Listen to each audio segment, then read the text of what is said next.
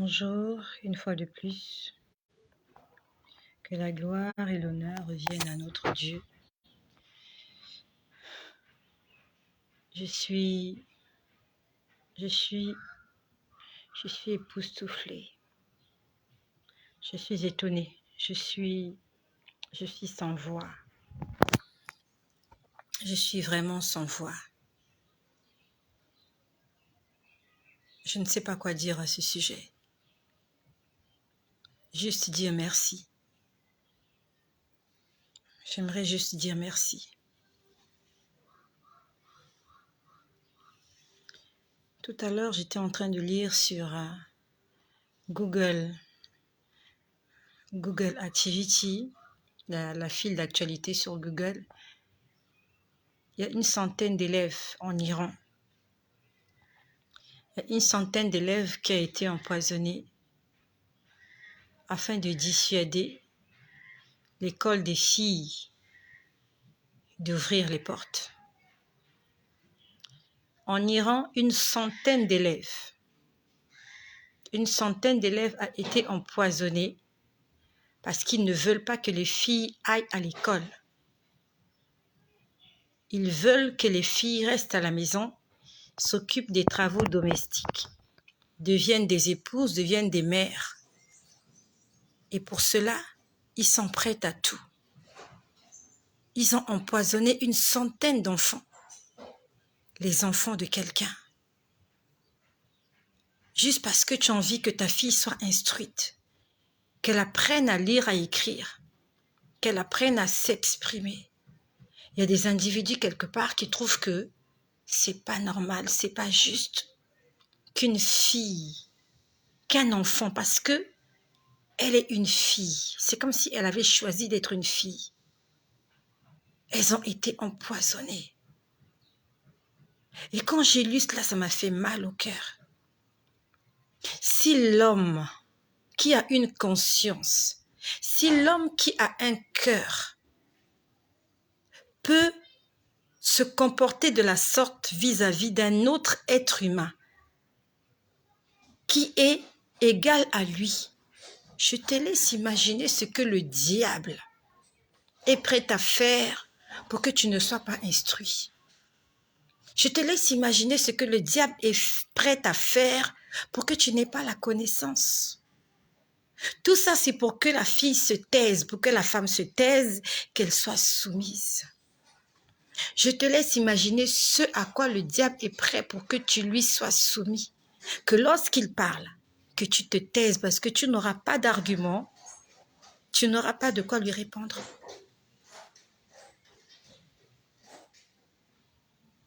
Le diable connaît la parole de Dieu. Le diable connaît la Bible, il connaît les commandements. Et pour t'avoir, pour que tu tombes dans le piège et que tu ne te relèves pas, il fera en sorte que tu ne sois pas instruit. Il fera en sorte que tu ne sois pas enseigné.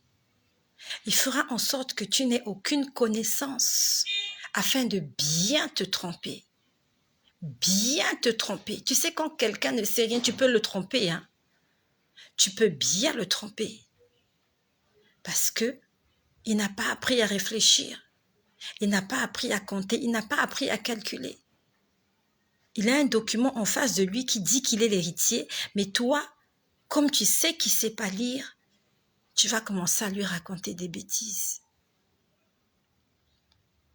On dit que la répétition, c'est la mère des sciences. Qu'est-ce que la science? La science, c'est le savoir. La science, c'est connaître pour ne pas être induit en erreur. Pour ceux qui sont abonnés et ceux qui ont l'habitude d'être là, il y a de cela quelque temps. Je crois que j'en ai parlé. Pas je crois que j'en ai parlé, j'en ai parlé. Je ne sais plus exactement c'était à quel sujet. Mais ce jour-là, quand le Seigneur a fini de me parler, je me rappelle plus c'était à quel sujet, mais il a dit, je te montre toutes ces choses pour qu'on ne te trompe pas. Et honnêtement, quand il me l'a dit, j'ai cru que c'est à moi qui parlais. Il m'a dit, non, je parle à mon épouse. Je ne sais plus qu'est-ce que je disais ce jour-là. Je ne sais plus c'était sur quel sujet, mais j'en ai parlé. Je vous ai dit, ce jour-là, j'ai entendu. Je te montre toutes ces choses où je te dis quelque chose comme ça. C'était du genre, je te fais toutes ces révélations afin qu'on ne te trompe pas. Pour qu'on ne te trompe pas, tu dois être forcément enseigné et averti. Si tu n'es pas enseigné, si tu n'es pas averti, si tu n'as pas la connaissance, ils vont te tromper. Raison pour laquelle l'ennemi ne veut pas que tu lises la Bible. Le diable fera en sorte que tu ne lises pas la Bible. Le diable fera en sorte que tu ne pries pas. Le diable fera en sorte que tu n'aies aucune communion avec Dieu. Le diable fera en sorte que tu sois distrait dans les choses de ce monde. Parce qu'il sait que lorsque tu t'approches de Dieu, Dieu te révèle les choses cachées. Il a dit, invoque-moi et je te répondrai. Je te montrerai des grandes choses, des choses que tu ne connais pas. Le monde est méchant. Les hommes sont méchants. Le diable pire encore. Si tu as envie d'énerver le diable, commence à lire ta Bible, commence à prier, commence à jeûner. Ce sont des choses qu'il n'aime pas. Il va essayer de t'intimider en te disant que tu auras la colopathie, que tu auras les fibromes, que tu auras... Il va t'intimider. Il va t'intimider pour te dire que tu auras les hémorroïdes, que tu auras le cancer de sein, que tu auras le cancer du corps de l'utérus. C'est du mensonge. Il n'a pas changé. Ce qu'il a dit à Adam et Ève dans le jardin. Oh non, il avait parlé à Ève, pas à Adam. Ce qu'il a dit à Ève, c'était du mensonge. Il a dit à Ève, si vous mangez ça, vous serez des rois, vous serez des dieux. Lorsqu'ils ont fini de manger, on les a chassés. Satan est un menteur. Quand il vient te dire que tu vas mourir, c'est du mensonge. Toi, accroche-toi à ce que ton Dieu t'a dit. Qu'est-ce que ton Dieu t'a dit? Satan est un menteur. Je n'aurai pas le cancer. Je n'aurai pas le cancer du sein. Même si vous avez tout préparé dans votre monde, je ne sais pas quelle est la couleur de ce monde-là. Et pendant que je parle, j'étais en train de voir un monde bleu. Je ne sais plus si c'était quand. Je ne sais pas si c'était aujourd'hui ou hier. Je voyais un monde bleu, tout bleu. J'étais en train de me poser la question, c'est quoi cet endroit? C'est quoi cet endroit?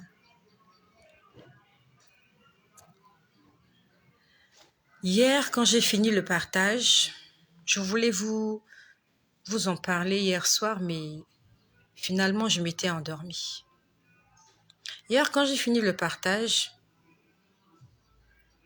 j'étais là allongée sur mon lit et j'ai vu un homme à la peau blanche. Cet homme l'avait porté un pantalon noir, une chemise de couleur claire. Je crois que c'était une chemise kaki. Le col de cette chemise était du genre col Mao. Je ne sais pas si tu connais le col Mao. Sa chemise était genre col Mao. Elle était manche longue. Pantalon noir avec des chaussettes. Et je vois cet homme qui marche. J'ai l'impression que ses pieds ne touchent pas le sol. C'est un homme à la peau blanche. Et cet homme-là, je l'ai déjà vu. Il y a de cela quelques années, quand le Seigneur m'a montré l'Antéchrist, l'homme-là, quand je l'ai vu hier, il ressemblait vraiment à l'Antéchrist que j'ai vu il y a de cela quelques années. Il se ressemblait vraiment. Je vois cet homme marcher et après, j'ai du mal à expliquer. Il y a des choses qui sont difficiles à expliquer. Et après, il saute. J'ai du mal à expliquer. Il n'a pas sauté parce qu'il y avait un endroit pour sauter, non. Juste que c'est comme s'il est passé à une autre dimension. Quelque chose comme ça. Donc, il était en train de marcher, j'avais l'impression que ses pieds ne touchaient pas le sol. Il marchait, il n'avait pas de chaussures, il avait des chaussettes. Si je ne me trompe pas, ses chaussettes étaient de couleur grise, si je ne me trompe pas.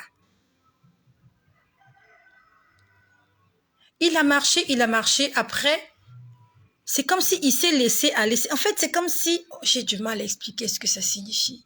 J'ai du mal à expliquer. Bref, je veux le dire comme ça. Donc, il était en train de marcher. Il n'a pas, Seigneur, merci. Seigneur, merci. Merci, Seigneur. Merci, Seigneur. Dieu est merveilleux. Dieu est merveilleux. Il y a un détail que j'avais oublié qui vient de me rappeler. Le Seigneur est merveilleux. Non, je suis sûre, sans prétention. Je suis sûre que c'est le Saint-Esprit qui conduit ce qui se passe ici. Je suis sûre à 100%. Je suis même sûre à 1000%. Je suis au-delà de la certitude que je ne parle pas de moi-même. Parce qu'il y a des choses qui m'échappent. Et quand je me mets à parler, j'ai l'impression qu'on est en train de déverser sur moi une intelligence. C'est quelque chose qui est difficile à expliquer et à l'accepter, mais il n'y a que moi pour le témoigner. Vraiment, je suis sûre, parce que la Bible nous défend de jurer, sinon j'allais jurer. Le Saint-Esprit, c'est lui qui travaille ici. C'est lui qui travaille. Tout ce que je dis, ce ne sont pas des images que je m'imagine dans la tête. Ce sont des images que j'imagine dans ma tête. Ce sont des choses que je vois. Je n'ai pas forcément envie de les voir, mais on me les montre. Souvent, on me les explique. Souvent, on ne me les explique pas. J'ai vu cet homme en train de marcher. Et après, c'est comme s'il se laisse aller. C'est comme s'il se laisse tomber, quelque chose comme ça. Et quand il se laisse tomber, je le vois en train de... pas planer.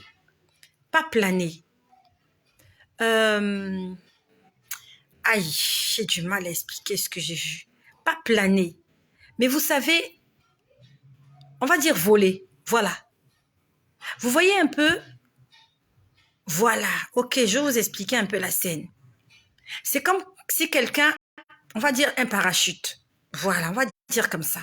Un parachutiste. Un parachutiste. Il est dans l'avion. Donc, quand ils atteignent une certaine... C'est vraiment pour vous expliquer la scène que j'ai vue. Quand ils atteignent une certaine altitude, ils sont prêts à sauter. Ce sont des parachutistes. Les parachutistes, c'est ceux-là qui font du parachutisme. Voilà. Donc, c'est comme quelqu'un qui est dans l'avion, il a marché et après, il s'est laissé tomber par l'ouverture de l'avion et vous le voyez en train de voler.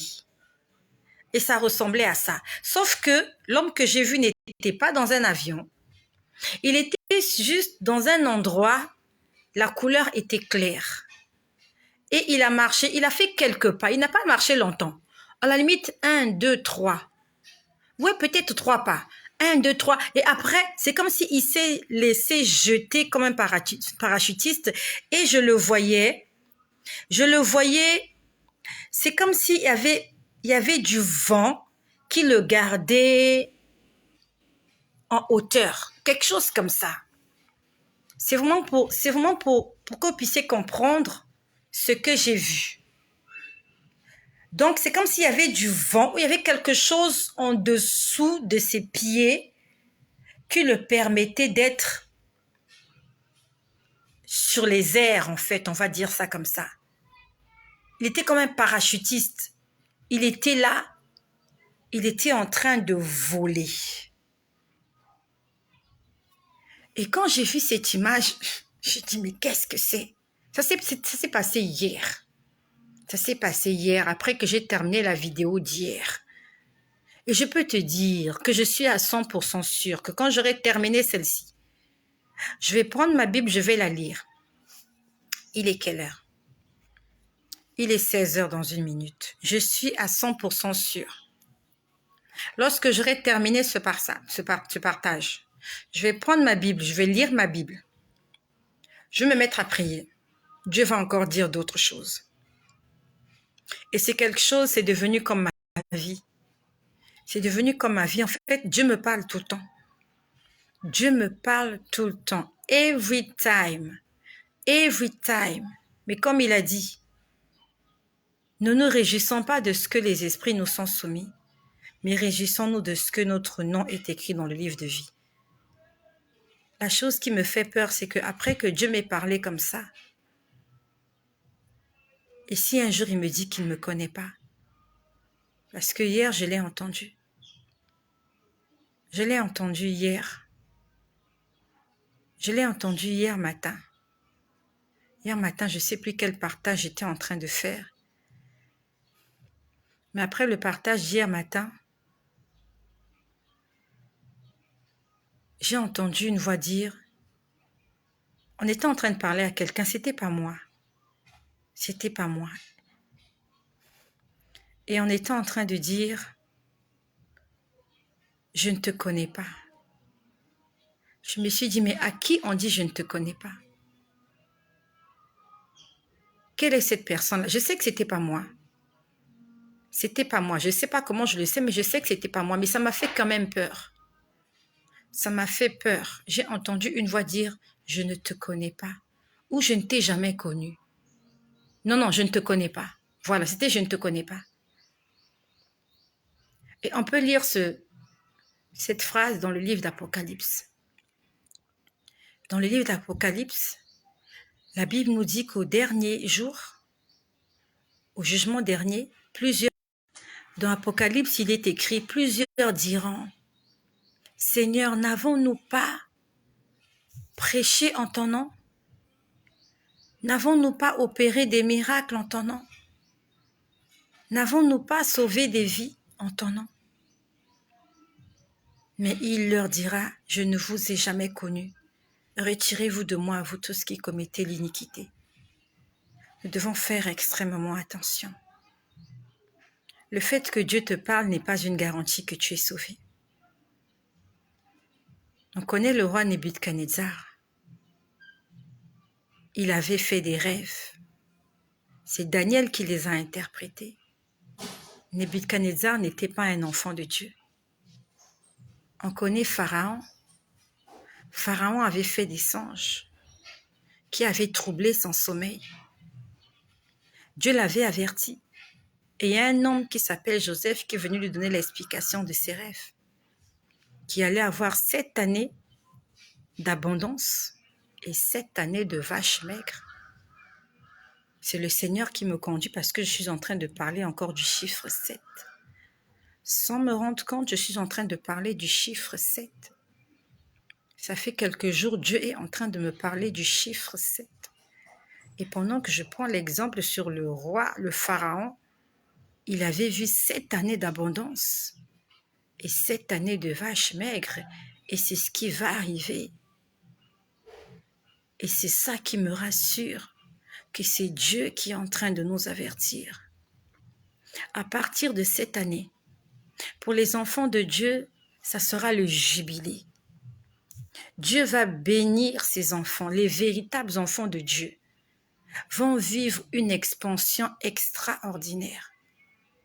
Et après la 7e année, ça sera la descente aux enfers.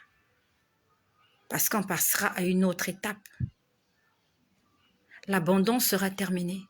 Le Saint-Esprit ne sera plus là. La vache maigre va commencer. La mauvaise saison va commencer.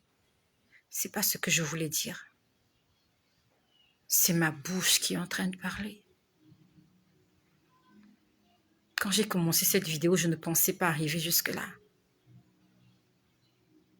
J'ai entendu hier, on disait, je ne te connais pas. Je ne te connais pas. Je ne sais pas à qui en parler. Mais nous devons faire attention. Tu as peut-être une belle voix, tu chantes pour le Seigneur, tu es extraordinaire. Tu enseignes bien. Lorsque tu enseignes, les gens comprennent. Lorsque tu prêches, le Saint-Esprit descend. Il y a l'onction dans la salle. Les malades sont guéris, les morts ressuscitent. Mais attention. Attention à ta marche. Attention à ta marche. Et quand je parle de ça, je parle d'abord de moi-même. Parce qu'une fois, il y a de cela quelques années, le Seigneur m'avait montré, il y a un homme politique qui était mort dans le pays où je suis. Et cet homme politique avait été tué par un autre homme politique. Et moi, je ne le savais pas. Et le jour de ses obsèques, le Seigneur est venu me montrer comment cet homme avait été assassiné. Il m'a montré qu'il y avait des gens qui avaient reçu de l'argent pour tuer cet homme-là. Je me rappelle, ce soir-là, il était 21h. Et après, le Seigneur me montre des pasteurs qui exhibent leur richesse sur les réseaux sociaux. Le Seigneur m'a montré des pasteurs qui s'affichent pour leur propre gloire, pour que les hommes les acclament, pour qu'on les voie. Et j'ai entendu une voix gronder dans le ciel.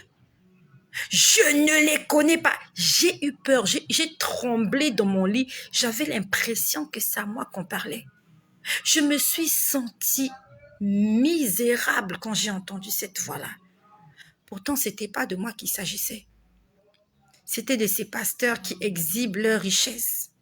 Ils montrent leurs vêtements, ils montrent ce qu'ils ont, ils montrent, et j'ai entendu une voix gronder. Je ne les connais pas. Je me suis sentie dépouillée. C'est difficile à expliquer. Je me suis sentie abandonnée. Je me suis dit, quelle tristesse. C'est quelque chose, si vous ne l'avez pas vécu, si vous ne l'avez jamais senti, vous ne pouvez pas comprendre. Je me suis sentie mal. Vous savez, c'est comme si on vous prend, on va vous jeter dans le désert, au milieu du désert. Vous n'avez pas d'eau, vous n'avez pas de boussole, vous n'avez rien. On va vous déposer au milieu du désert et on vous dit débrouille-toi. Ça ressemblait à ça. C'est comme si on allait te laisser dans un endroit où tu es sûr que tu ne vivras pas. Tu te sens abandonné, tu te sens seul. C'était cette sensation-là que j'avais. Lorsque Dieu était en train de parler de tous ces pasteurs-là qui sont idolâtrés dans le monde, il a dit, je ne les connais pas. Pourtant, ils ont des églises. Peut-être que les gens sont guéris dans leur ministère. Ils construisent des grands bâtiments. Il y a sûrement des miracles qui se font. Mais Dieu a dit, je ne les connais pas. Nous devons faire attention. Nous ne devons pas voler la gloire de Dieu. Et hier encore, je crois que c'est la deuxième fois que j'ai entendu ça. La première fois, c'était « je ne les connais pas ». Hier, c'était « je ne te connais pas ». Je dois faire attention afin qu'après avoir prêché aux autres, que je ne sois pas moi-même condamné ou condamnable. Ce que je dis, ça doit d'abord m'interpeller moi-même. Hier, j'ai vu cet homme-là qui a marché. Je sais que c'est l'Antéchrist. C'est comme s'il a marché 3 pas. Et après, il s'est laissé tomber comme ça. Et c'est comme s'il y avait du vent. Il était en train de voler. Il était en train de voler et c'est comme si le vent était sous lui. Et c'était extraordinaire de voir un homme voler comme ça. C'était juste waouh, un homme qui vole. Il était là avec ses chaussettes grises, avec son pantalon noir et avec sa chemise col Mao de couleur kaki, si je ne me trompe pas. C'était comme du lin kaki. Et quand je vois ça, je me pose la question, qu'est-ce qui se passe? Je vois un puzzle. Tu sais ce que c'est qu'un puzzle? Tu as déjà joué au puzzle? On achète ça généralement à nos enfants. Je vois un puzzle. Et dans ce puzzle-là, il manquait juste quelques pièces pour que le puzzle soit complet. On va dire complet, fini, comme tu veux. Il manquait quelques pièces.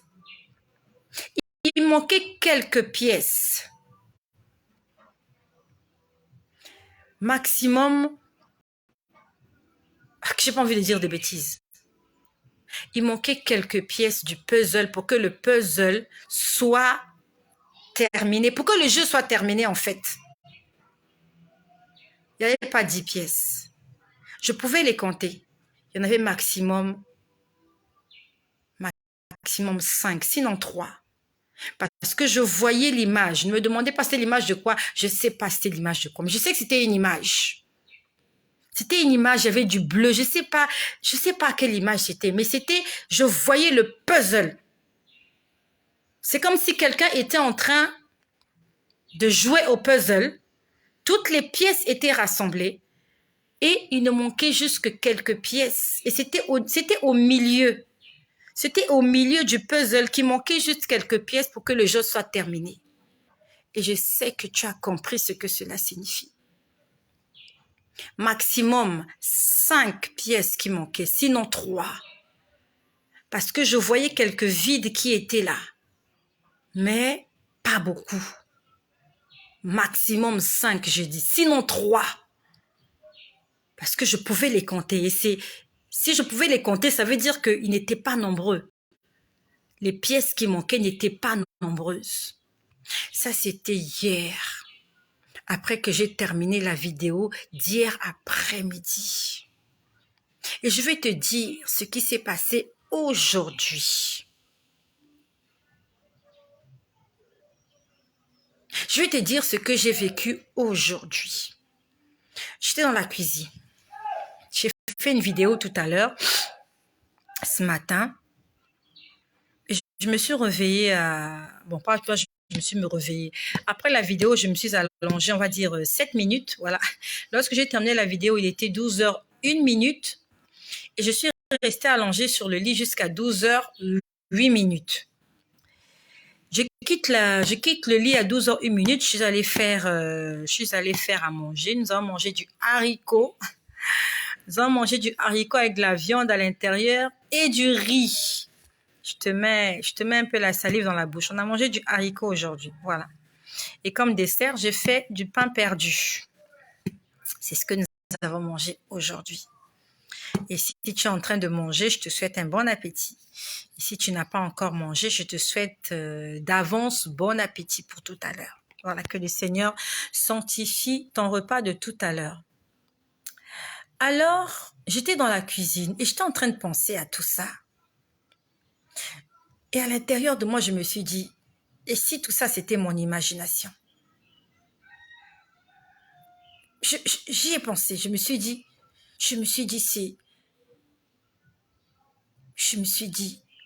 Dieu me donne avec exactitude le temps qui nous reste avant son retour. Je me suis dit, et si les choses ne se passaient pas telles que je suis en train de le dire? J'y ai pensé intérieurement. Je me suis dit, mais si dans 7 ans, rien ne se passe, et que dans 20 ans ou dans 10 ans, on est toujours là et que rien ne s'est passé. J'étais en train de penser à ça. Parce que c'est moi qui le dis. Ce sont des choses que j'ai vues, que j'ai entendues. Et on m'a dit, tu vas le leur dire. Ça veut dire que si ça ne se passe pas comme ça, c'est sur moi qu'on jettera la pierre.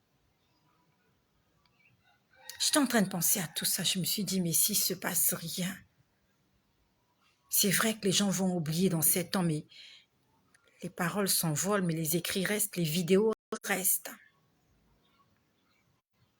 Et j'ai vu en gros caractère écrit juste en face de moi.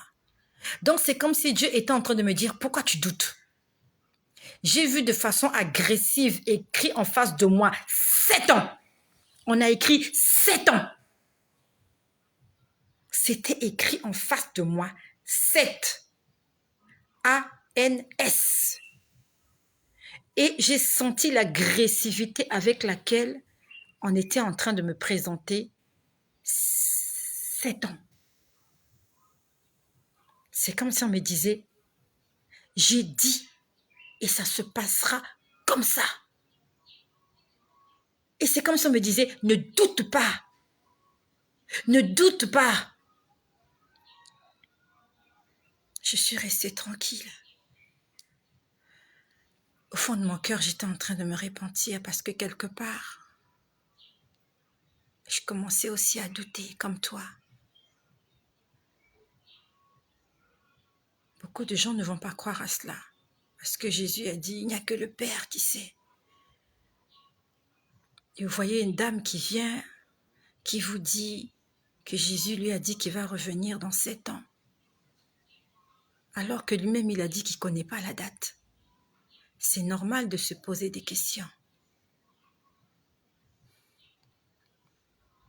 Il m'a confirmé, ça fait déjà 5 fois. Ça fait 5 fois qu'il m'a confirmé. J'ai vu, c'était écrit en face de moi, 7 ans. J'ai servi les enfants, j'ai fait ce que j'avais à faire. Je suis montée dans ma chambre, j'étais en train de faire le ménage dans la salle de bain. J'étais en train de faire du ménage dans la salle de bain tout à l'heure. Et quand je sortais de la salle de bain, j'étais en train d'évacuer l'eau à l'extérieur de la salle de bain en passant par ma chambre jusque dans le couloir. Et quand j'étais en train de descendre les marches entre ma salle de bain et ma chambre, j'ai entendu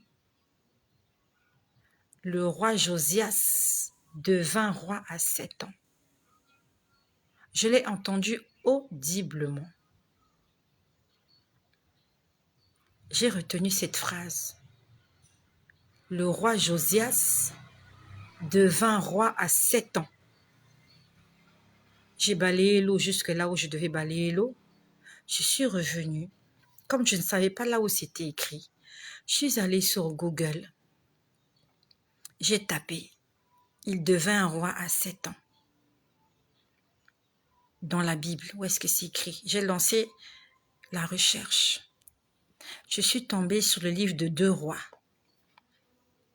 Et sur le livre de Chroniques aussi. Dans le livre de 2 rois au chapitre 11 au verset 21, et je te remercie d'écrire cela afin que tu ailles le lire toi-même. Et ce que je dis, je ne l'ai pas pensé. Je n'imaginais pas que j'allais aller lire roi. Dans l'Ancien Testament, je suis en train de lire Lévitique. Dans le Nouveau Testament, je suis en train de lire le livre de Luc. Je ne suis pas dans roi. S'il te plaît, écris-le pour que tu ne dises pas que j'ai inventé. Dans le livre de 2 rois, au chapitre 11, verset 21. Est-ce qu'il y a quelqu'un qui peut l'écrire?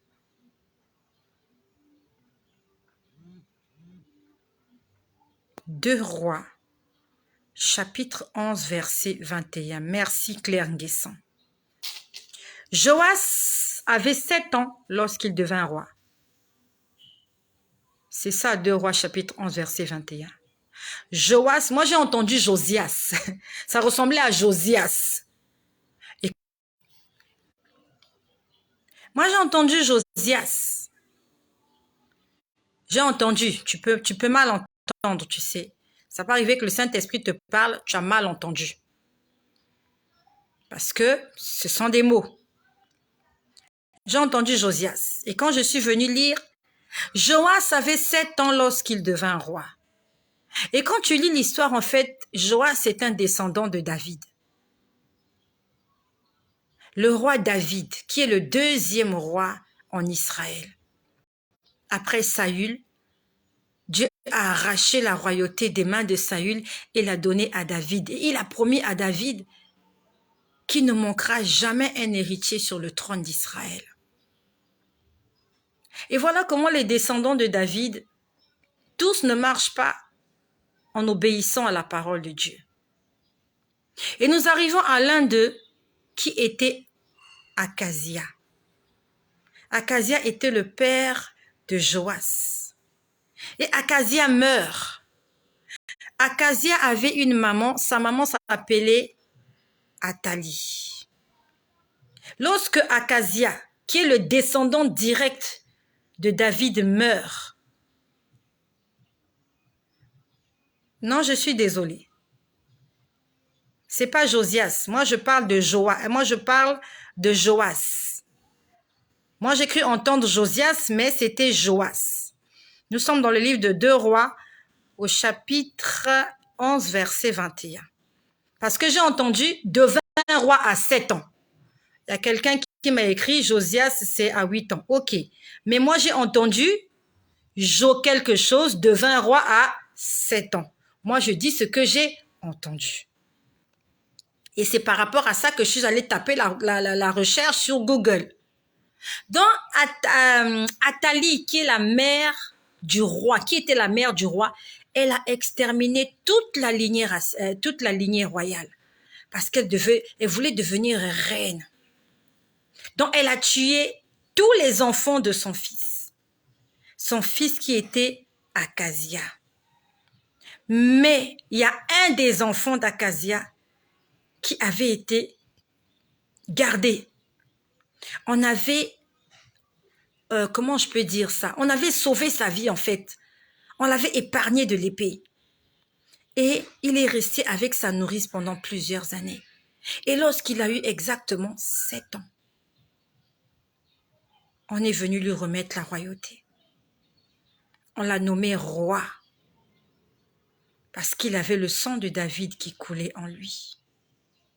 Et parce que Dieu avait dit à David qu'il ne manquera jamais un héritier sur le trône. Et nous savons que Jésus est de la lignée de David. Lorsqu'on lit dans la généalogie de David, dans le livre de Matthieu, je sais que tu ne le lis pas parce que tu n'es pas très intéressé par la généalogie de Jésus. La généalogie, c'est savoir de qui Jésus-Christ est descendant. Généalogie de Jésus, nous sommes dans Matthieu au chapitre 1. On dit que Jésus-Christ, fils de David. On commence d'abord, nous sommes au chapitre 1, verset 1. On dit généalogie de Jésus-Christ, fils de David, fils d'Abraham. Non, pas fils d'Abraham, fils d'Abraham. Mais on a dit généalogie de Jésus-Christ, fils de David. Ça veut dire que Jésus est de la lignée du roi David. En temps normal, s'il fallait qu'il y ait un roi en Israël, Jésus-Christ devait être le roi d'Israël parce qu'il était un descendant de David. Comme Joas, Jésus est de la lignée de David, la lignée royale. Et il est le dernier roi. Parce qu'après Jésus, Jésus n'a pas eu d'enfant. Il est le dernier roi. Et peut-être qu'il n'est pas encore visible parce qu'il est monté au ciel, il est à la droite du Père. Pour l'histoire de Joas, Jésus est sûrement invisible, les gens ne le voient pas. Les gens croient que c'est un mythe, que c'est une histoire inventée. Comment on peut proclamer qu'un homme est Dieu, ainsi de suite. Mais dans 7 ans, exactement dans 7 ans, le roi sera couronné. Et le monde entier verra et saura qu'il y avait un roi qui jusque-là était invisible, qui jusque-là était nié, qui jusque-là était peut-être caché. Et peut-être comme au temps d'Akazia, Athalie est en train de faire son petit numéro. Mais il y a un roi quelque part. Celui-là à qui appartient la royauté, le royaume lui appartient. Mais il y a une usurpatrice, il y a une voleuse qui est là, il y a un voleur qui est là,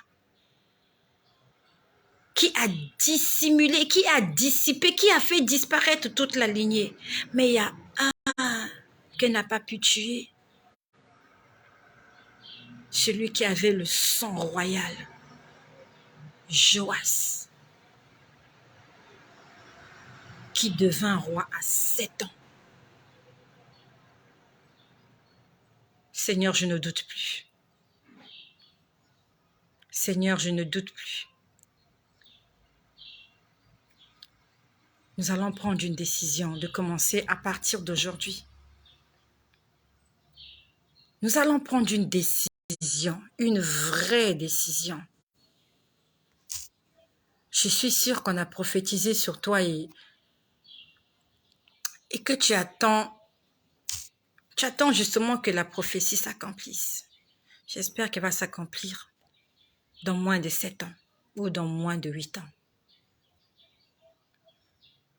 Le Seigneur nous aime. Au lieu de critiquer, au lieu de m'insulter, de me jeter des pierres, commence à te préparer à rencontrer ton roi. Même si ce que je dis est peut-être erroné, le roi reviendra. Notre roi arrive. De là où nous sommes, nous voyons que 7 ans, c'est encore loin. Mais ça va très vite arriver. Le puzzle est déjà terminé. J'ai vu le puzzle hier. Il ne reste que quelques pièces du puzzle pour que le puzzle soit terminé, pour qu'il soit complet. Il reste quelques pièces seulement du puzzle. Quand on grandissait, on entendait parler du retour de Jésus. Et c'est devenu une réalité. Là, ça va arriver. Et tu seras peut-être surpris. Tu seras peut-être surpris que ça s'est passé et que tu n'as même pas fait attention que ça s'est passé. C'est comme le vent. C'est passé, c'est passé. Tu as senti, mais c'est passé.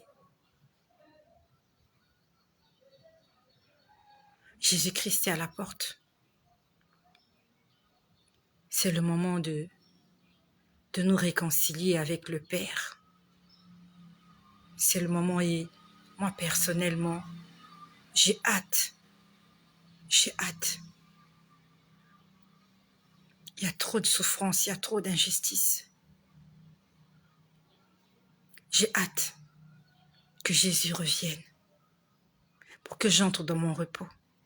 Mais en attendant qu'il vienne, je vais continuer de parler afin que le monde entier sache qu'il y a un Dieu qui a envoyé son Fils unique un jour pour sauver l'humanité.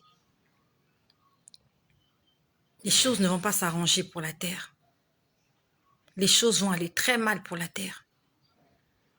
Mais les véritables enfants de Dieu vont voir la gloire avant d'entrer dans la gloire éternelle.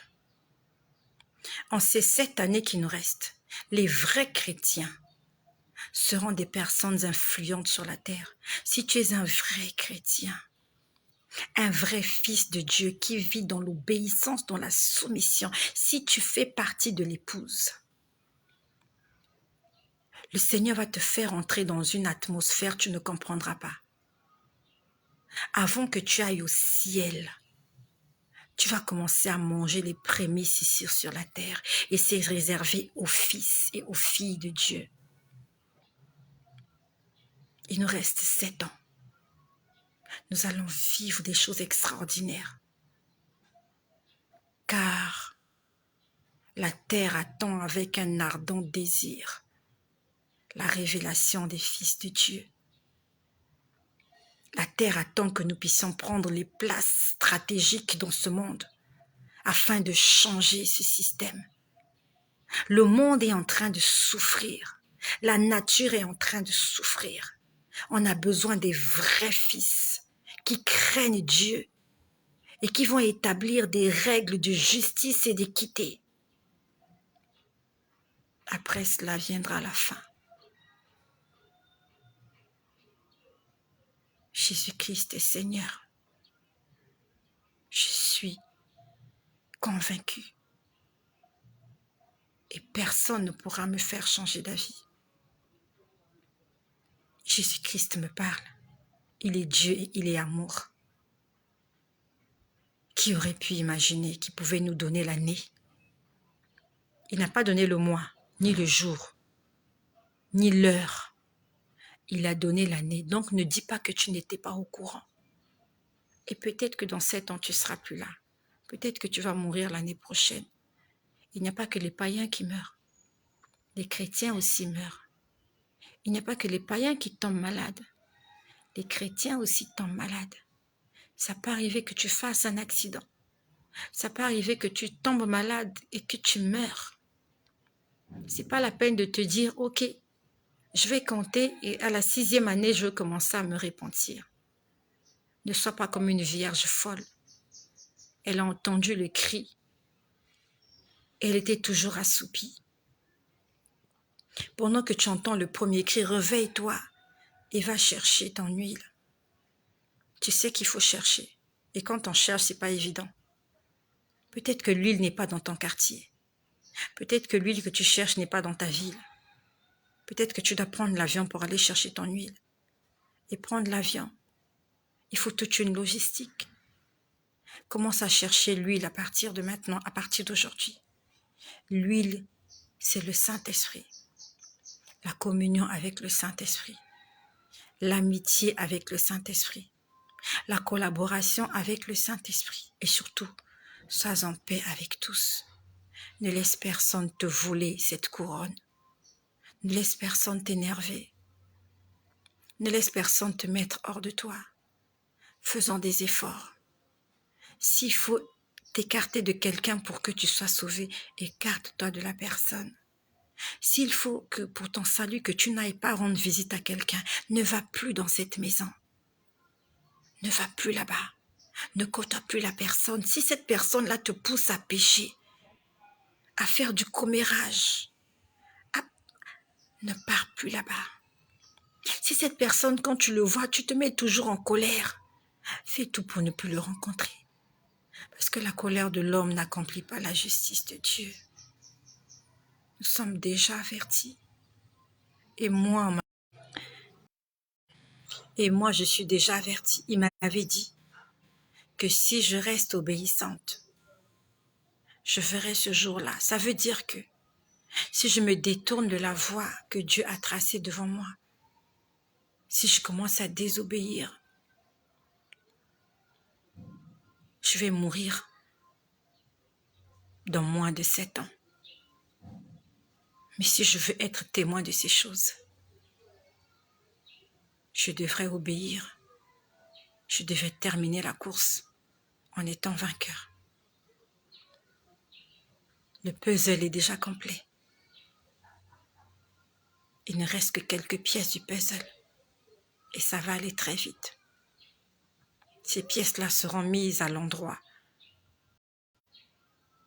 d'ici les 7 années qui vont arriver. Ce sont des choses qui m'ont été montrées. Je ne suis pas allée voler ça chez quelqu'un. Et malheur à moi si ce que je dis n'est que mon imagination. Tout à l'heure, je me suis posé la question, est-ce que c'est mon imagination? J'ai vu en face de moi 7 ans. C'est comme si on me confirmait. J'ai dit 7 ans et c'est 7 ans. Que je le croie ou pas. 7 ans. Il y a le roi qui sera couronné. Père éternel, je te rends grâce. Seigneur, merci pour l'amour et pour l'attention que tu as pour tes enfants. Tu es en train de nous faire toutes ces révélations parce que tu nous aimes et que tu veux que nous puissions sortir de la distraction. Comme un professeur fait répéter aux élèves les mêmes leçons, les mêmes choses parce qu'il sait que ce sujet-là viendra à l'examen. Seigneur, tous les jours tu nous parles encore et encore. La répétition, c'est la mère des sciences. Tu es en train de nous répéter encore et encore, de nous préparer, de laver nos robes, de nous sanctifier, parce que tu es en train de revenir nous chercher. Tu es un Père aimant et tu ne veux pas nous perdre. Tu ne veux qu'aucun de nous soit perdu. Seigneur Jésus, je prie que nous puissions réellement nous réveiller. Seigneur, que nous puissions tourner dos aux choses de ce monde, mais que nous puissions lever les yeux. Tu as dit que lorsque ces choses arriveront, redressez-vous et levez la tête, car votre délivrance approche. Seigneur, la délivrance des enfants de Dieu approche. Seigneur, tu es en train de revenir me chercher. Je te rends grâce parce que je suis née exactement au moment où il fallait naître. Si j'étais née il y a de cela une centaine d'années, Seigneur, que serais-je aujourd'hui? Tu m'as fait naître au bon moment, juste à la fin de la course. Tu m'as fait arriver sur terre au bon moment avec la bonne mission. Et la dernière fois, tu m'as dit, ne te souviens-tu pas de ce qu'on s'est dit? Tu m'as montré comment j'étais une petite fille de 6 ans dans une maison et que tu étais mon père dans la maison. Tu m'as ouvert un livre et tu me montrais 2 dessins. Tu étais en train de me dire, Il faut que ces deux choses-là s'accomplissent. Et après, nous pourrons nous retrouver ensemble. Tu m'as parlé de deux choses. Je ne sais pas quelles étaient ces choses, mais c'était sur un dessin. Tu as ouvert le livre et les dessins étaient sur la page de droite. Seigneur, je n'ai pas rêvé. Jésus, je n'ai pas rêvé. Oh Jésus. Oh Jésus. Garde-moi, ô Seigneur, fidèle à toi. Garde-moi, ô Seigneur, fidèle à toi. Garde-moi, ô Seigneur, fidèle à toi. Seigneur, garde-moi,